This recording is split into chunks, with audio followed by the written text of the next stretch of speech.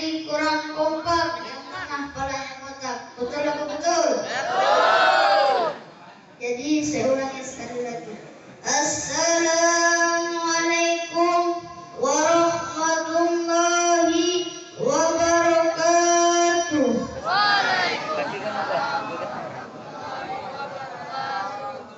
Bismillah, alhamdulillah, alhamdulillahilladzi lihada wa kunna lana an hadanallah.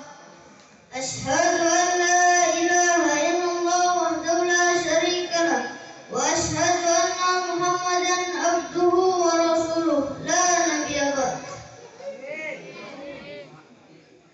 Yang saya hormati Abah Yai Nasrulli Abdul Jabbar selaku pengasuh Pondok Pesantren Al-Falah.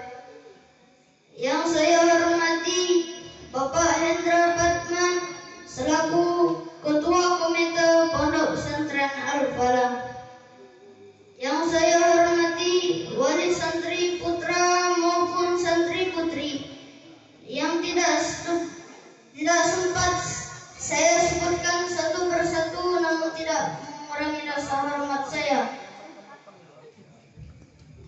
Yang pertama-tama dan yang paling utama, marilah kita panjatkan rasa puja dan puji syukur kita atas kehadiran Allah Subhanahu wa Ta'ala, yang mana pada malam hari ini kita dapat berkumpul di Pondok Pesantren Al-Falah.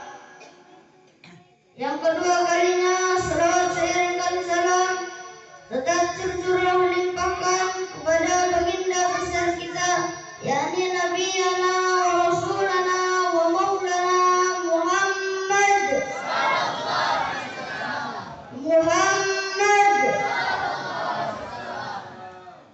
Telah dijelaskan dalam kitab Arba'in Nawawi, terputuslah amal manusia ketika meninggal dunia kecuali 3 perkara, yakni doa anak yang soleh. Pak, Bu, mau nggak punya anak yang soleh? Kalau mau punya anak yang soleh, maka titipkanlah anak bapak dan ibu ke pondok pesantren. Kenapa? Karena di pondok pesantren itu belajar, Pak Bu, bukan main-main. Cuman berhasil. Dan tidak mudah menjadi anak yang soleh. Anaknya juga harus giat belajarnya, bukan numpang makan tidur dong di pondok pesantren.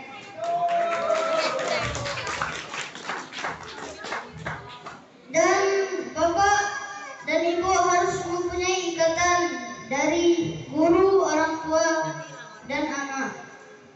Jika ada yang tidak ikhlas atau tidak merestui dari salah satu tadi, maka tidak akan manfaat ilmunya.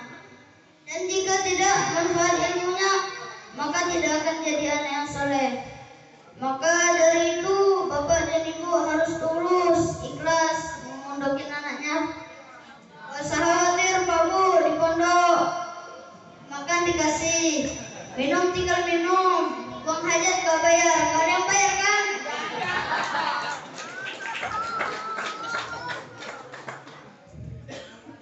Dan jika ada santri yang sakit, terus nelpon minta pulang, lebay. Gak usah khawatir, Pak Bu, karena pondok pesantren itu Abah Yainya sakti, dijamin. Betul. Jadi kalau ada santri yang sakit terus minta jemput, gak usah dijemput, Pak Bu. Kenapa? Karena sakitnya seorang santri, yakni yang pertama, gugurlah dosanya. Dan yang kedua, sebagai kemanfaatan ilmu. Kenapa? Karena kemanfaatan ilmu, orang yang memanfaatkan ilmu itu derajatnya luhur. Dan orang yang derajatnya luhur pasti diuji dengan melalui sakit. Jadi kalau ada santri yang sakit, gak usah dijemput. Setuju? Sepakat gak? Ikhlas gak? Ikhlas gak, masa enggak? Masyaallah muslimin rahimahullah. Mau dengar cerita enggak? Gak usah ngantuk tapi ya. Bismillahirrahmanirrahim. Pada zaman Nabi dulu ada seorang anak muda yang soleh yang bernama Qais Al-Qarni. Suatu ketika ibunya Qais Al-Qarni lumpuh. Jadi semua pekerjaan rumah maupun nafkah yang menanggung jawabi adalah Qais.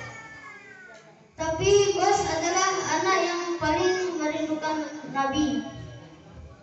Suatu ketika Qais pun minta izin kepada ibunya untuk pergi ke Mekah. Namun rumah Qais itu di Yaman. Tahu Yaman nggak Bapak Ibu? Jauh nggak sama Mekah? Tapi Qais masih meminta izin kepada ibunya. Dan ibunya menitipkan pesan, yakni pulang sebelum maghrib atau pada waktu sore. Dan Qais pun pergi. Sesampainya di depan rumah Nabi, Qais pun bahagia karena melihat rumah kanjeng Nabi. Lalu Qais pun segera menutup pintu dan mengucapkan salam. Dan terdengarlah suara jawaban salam dari dalam rumah kanjeng Nabi. Ternyata yang keluar adalah istrinya. Ada yang tahu nggak siapa nama istrinya? Sayyidah Aisyah radhiyallahu anha. Dan Qais pun menanya kepada Sayyidah Aisyah, ada Nabi di dalam? Apa jawab saja Sayyidah Aisyah? Tidak ada, Nabi sedang pergi. Lalu Qais pun pergi karena mengingat pesan dari ibunya. Ada yang ingat nggak tadi pesan dari ibunya apa? Pulang sebelum maghrib. Pak, Bu, kalau Bapak Ibu kayak gitu, misalnya jemput anaknya nggak ada di pondok, pasti kecewa kan? Namun Qais tadi tidak. Kenapa? Karena Qais adalah anak yang soleh.